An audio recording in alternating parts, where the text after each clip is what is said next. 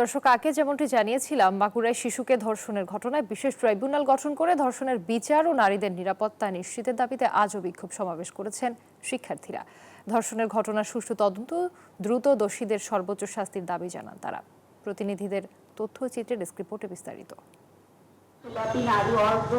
রংপুরে ধর্ষণের প্রতিবাদ ও ধর্ষকের সর্বোচ্চ শাস্তি ফাঁসির দাবিতে বিক্ষোভ মিছিল ও মানববন্ধন করেছে বিভিন্ন সামাজিক সাংস্কৃতিক সংগঠন। বেলা 11টার দিকে নগরীর প্রেস ক্লাব চত্বরে মানববন্ধন শেষে একটি বিক্ষোভ মিছিল বের হয়ে জেলা প্রশাসক কার্যালয়ে গিয়ে শেষ হয়। রাজশাহী বিশ্ববিদ্যালয়ের শিক্ষার্থীরা সকাল 11টা থেকে ক্যাম্পাসের প্যারিস রোডে বিক্ষোভ শুরু করেন। পরে দুপুর 12টায় বিশ্ববিদ্যালয়ের প্রধান ফটকের সামনে ঢাকা রাজশাহী মহাসড়কে অবস্থান নেন। এ সময় ধর্ষকের শাস্তি, মৃত্যুদণ্ড দেওয়ার দাবি জানান শিক্ষার্থীরা। এই ঈদে জামা জুতো অ্যাক্সেসরিজের ডিসকাউন্ট।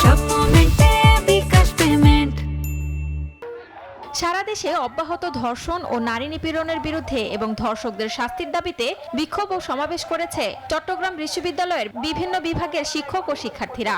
সমাবেশে বক্তারা দেশে সংঘটিত বিভিন্ন নারী নির্যাতন ও ধর্ষণের বিচারের দাবি জানান। ধর্ষণের প্রতিবাদে ঢাকার সাভারের রাজপথ এখনো উত্তাল।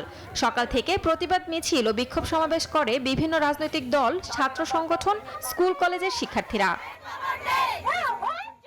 এছাড়া শেরপুর, বগুড়া, জয়পুরহাট, হবিগঞ্জ, চাঁপাইনবাবগঞ্জ সহ দেশের বিভিন্ন জেলায় ধর্ষণ বিরোধী আন্দোলন চালিয়ে যাচ্ছেন শিক্ষার্থীরা। Desk report, news 24।